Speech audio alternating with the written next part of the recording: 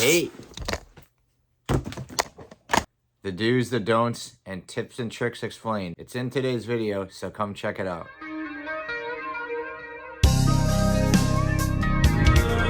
Won't you kill my tragedy? Alright, what's up everyone? Back at it again. It is DW Darkwing Dead. If you haven't guessed it, today we are going to be talking about masking off your models when painting your 3D prints. So this is a very important and critical process when you are finishing your 3D prints, either to do a color variance or a pattern or something like that. It's very common. I'll see a post, it'll say, hey, making great progress. I went to go mask it, I pulled the tape off, now it's all ruined. It's something I've been wanting to do for a long time. And I do talk about this in numerous other builds that I have done. My Star-Lord build, my Boba Fett build. I just know sometimes the videos are kind of long, they get lost within the video. Check you later. So I'm kind of breaking this down to give you guys a proper explanation, not just of how to mask, but the differences between tapes, proper prep and wait time before masking your prints. So I just touched on probably the most key component, which is wait time. So before we get into talking about tapes and demonstrating how to mask off the right way, let me cover the most important rule, which comes right after you paint your model. Before we even break any of these out, the most important thing you want to do when you are painting your model is give your model time to cure. Now I said cure, not dry. There is a big difference. So when something is dry, it's mostly just hard on the surface. You may be able to handle it or move it around or add additional top coats on there, but that does not mean the paint is 100% fully cured. Curing happens when the solvents within the paint start to gas, and this is really a very important process. Solvents are in paint, and what solvents are they are essential components within the formula that help other solutes dissolve. So without these solvents, the paint would basically just be kind of like a brick at the bottom of the can. Pull non-essential factors out of the formula and they leave behind basically that pigmented hardened shell. These solvents can take a while to cure. It all depends on the type of paint that you're using. It can take 30 full days for some of these PPG paints to fully cure before you can add things like waxes and ceramic coatings. Rattle cans are a little bit different. They still do need more time than you think. So just because the model may feel dry to the touch does not mean that it's fully cured and ready to go. You've grabbed a model thinking it's completely dry and you get the fingerprint on there. That's because those solvents are still underneath the top layer of that paint and it's still kind of squishy and everything, and there's still a reaction going on. So you really want to give your model enough time. Personally, rule of thumb, 24 hours bare minimum. I typically play it safe and I usually give my model up to 48 hours before I put any sort of tape on it, do any sort of masking, anything like that. Always give it more time. Patience is a virtue. Understand that as these solvents are basically being expunged from the substrate, it can really affect the adhesives on the tape. You get a model and you put it off to the side to dry, you can smell those fumes for days after. So understand, if you can smell those fumes, that model is still gassing and curing. It can give you an issue with your tape. However, there are some tapes that are going to be better than others, and we're going to get into that right now. All right, tapes. There's so many of them. Most important thing to understand is not all painter's tape are created the same. And yes, painter's tape. Understand most of these tapes were first created to be used on interior and exterior house paints. Now these are three most common paints that are used on the inside and the outside of your house. You have your oil-based paints, you have your latex paints, and you have your acrylic paints. Most traditional manufacturers have moved to latex and acrylic. Understand a latex paint is going to be water-based. It's going to be super gentle. It's not going to have very heavy solvents, nothing like acetone or lacquer or anything like that. So you don't really need a crazy heavy tape when masking off like that. When you go to an acrylic paint, obviously it's going to have some more heavier additives, so a stronger, more chemically resistant tape is definitely always recommended. Those types of tapes are just your traditional painter's tapes right here. Now, the biggest thing with these are the adhesives. Should you use these on your 3D prints? Well, the traditional masking tape, no. So understand from the adhesive aspect, this is going to have a synthetic rubber adhesive. Medium to heavy as far as stickiness goes. It's going to stick really good. And the reason why this is usually used with oil-based paints is because, well, obviously oil tends to reject things. It needs something a lot stickier. Would you want to use this on your 3D print? Absolutely not. Synthetic rubber adhesive is going to be very easily activated by some of those solvents that are gassing off the model. You definitely don't want to use that on your 3D prints. Blue painter's tape, there are many manufacturers, and this is very commonly used in 3D printing, and it's kind of 50-50. But the problem with these particular tapes is there is a mixture of adhesives on these. Typically, these adhesives have some sort of solvents in them. They're a acrylic solvent-based glue or a blend where it has a lower solvent and almost a water-based glue, which is really nice. The acrylic-based glue is going to be solvent-based. It's going to be a little bit more sticky. However, because it has that acrylic in there, if your model is gassing solvents, you're going to have a reaction. And that's usually what happens to people. They peel the tape off and you get what's called glue etching because those solvents are reactivating and almost melting that glue into the surface. Very key to let your model cure long enough, because whether you're using the more solvent-free or the solvent-based, if you don't give it enough time, this could still happen. There are some other similar ones. They're low tack painter's tape. One of them is a purple color. I believe it's made by 3M. That one is okay. Another common painter's tape that people use that's very similar to the blue painter's tape is your green frog tape.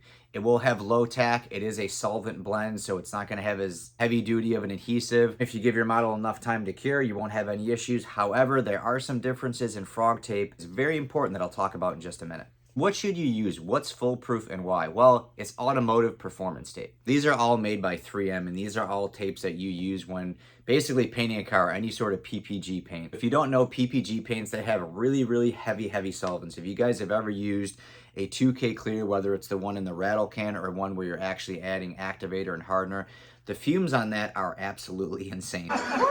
If this is going to work with PPG paints, it's definitely going to work for rattle cans. Why do these work so well? The main thing is that the adhesive on these are nothing more than a solvent-free hot melt adhesive. It's still going to stick really good. However, there's no solvents. There's nothing that's going to leave any sort of residue. It's not going to leave tape etching or anything behind. I have been using these for years now, and they work absolutely awesome. Accuracy, how they bond to the paint. They'll be nice crisp lines when you're masking everything off. As far as removing these goes, you're not going to have any issues, and your model will come out absolutely flawless. So we talked a little bit about the adhesive there. That is very important. Like I said, you always want to look for something that is solvent-free. Least amount of, I guess, agitation on the surface. You have extra additives that might disrupt the paint in the curing process. Blue painter's tape you can definitely use. I've used it in the past, but I've given myself days. Very important, guys. When you are masking your models, do not leave your tape on for long periods of time. Obviously, it's important to let the paint dry. You want to be very careful, but what I do with mine, for about 20 minutes, I'll start to remove the tape. I'll use things like tweezers and pick tools. It's a very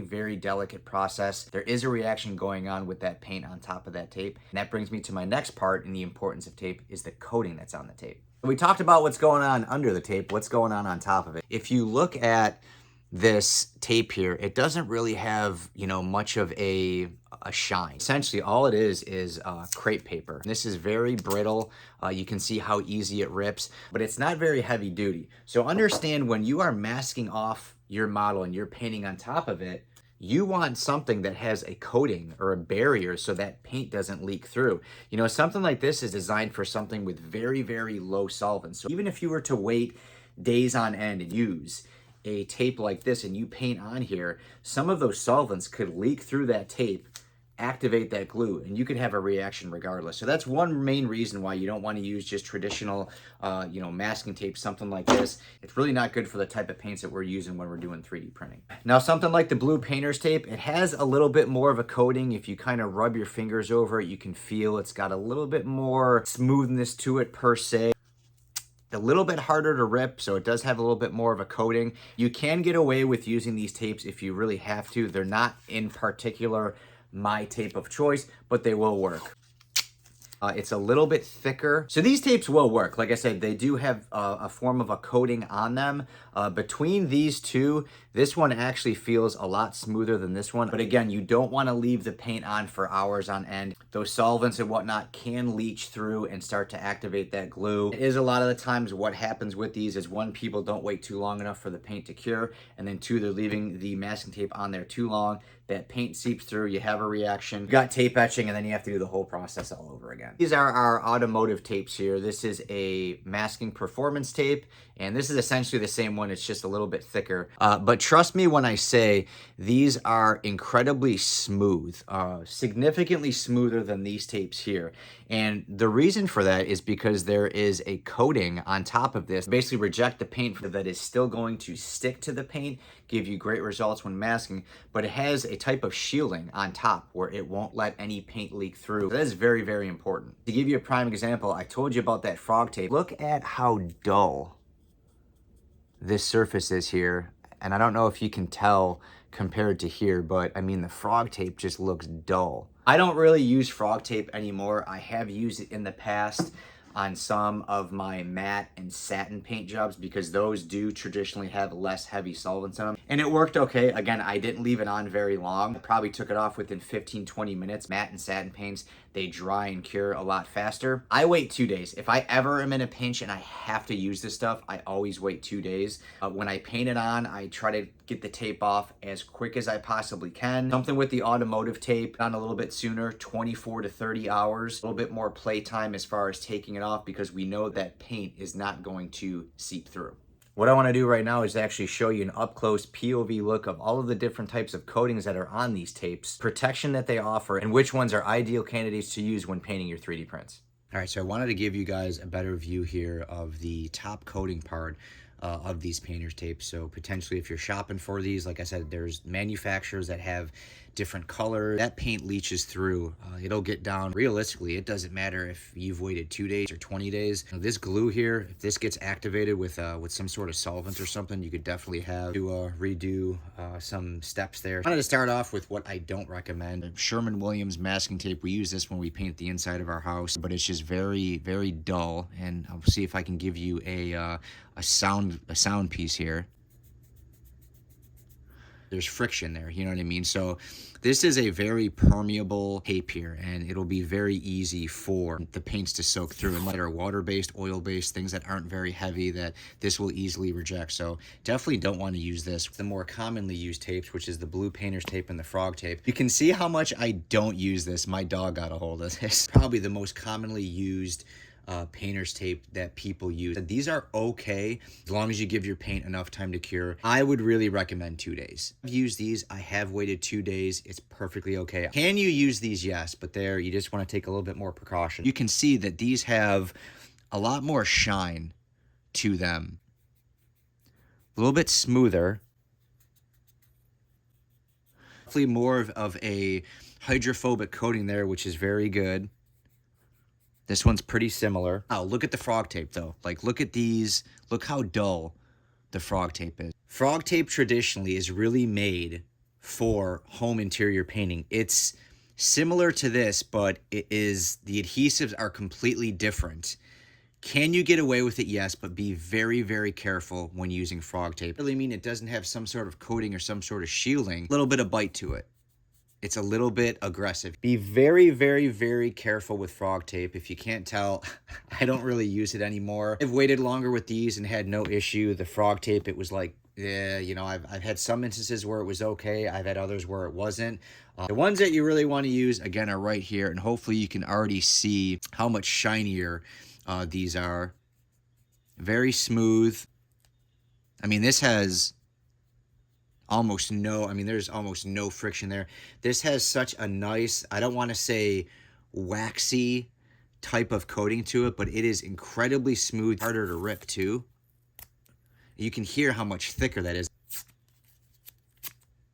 Very easy. You try to rip this stuff, it's definitely a lot thicker, and that has to do with the coating that is on top. The most important thing is that coating on top that is not going to allow that paint to seep through. When paint starts to cure and dry, there's actually a temperature fluctuation there. It actually gets a little bit warmer. So if you have underlying paint that is curing that's warm, and then you put tape on it, and then you put paint on top of that, and you got warmth coming from the top and the bottom, you can have a reaction with that glue. Coating here is going to help limit this. And a lot of these tapes are actually heat resistant up to 125 to 140 degrees. Highly recommend the Automotive tapes. Either one of these are great. These are both by 3M. This is the same tape as this. It's just thinner. I'll show you why this is such an essential part of getting nice, crisp, clean lines in conjunction with using the regular Automotive tape. We're gonna get the camera moved over. We're gonna check out the Thanos helmet, show you some masking tips right now. I will have the full tutorial and video coming up for you on this, but I wanted to show you how you can see some of the crisp masking that I had to do on this. I have mentioned on some of my other videos, I know my Star-Lord helmet there, I mentioned how what you can do is take the tape over the area and then take a plastic razor blade to make a nice crease and then go over it with a razor blade. This one, there were just some areas where they weren't super defined. I always start with the performance masking tape. You're able to take this tape and you can bend it and do all sorts of things with it. Create your own lines or do whatever you want. And that was very essential for certain areas like here. If you were to try to take this bigger tape here, it's just not gonna bend. You know, you can only bend it so far, kind of crease over, which creates a line. So the performance tape, it's just much better to do it that way. Make sure that your model is completely cured. A couple days is really ideal. I actually stole my wife's. It's like a Sealy Posturepedic floor mat or something. I just wanted something soft to put this on. The performance tape here. Go ahead and make the line that I wanted to, and I hold one end of the tape, and then I just kind of guide the other end with my finger and just slowly push it down to where I get the pattern that I want. If I need to, I'll take my handy blue cutters here. Purchase a separate set that stays very, very sharp because that's what you want. You want something that is super sharp and super accurate. So what I would do is just get it as close as I could to the pattern that I want. Unreal. And then cut it. And then what you're gonna do is take your tape and just remask that particular area. With this performance tape, when you get into an area that won't bend quite as good, what I like to do is make little slits in the tape. That way you can bend them better. That's an old body shop trick there. So now you can see it's taking the stress off the tape. So instead of it wrinkling, it's just kind of folding over, but you are still keeping that nice line.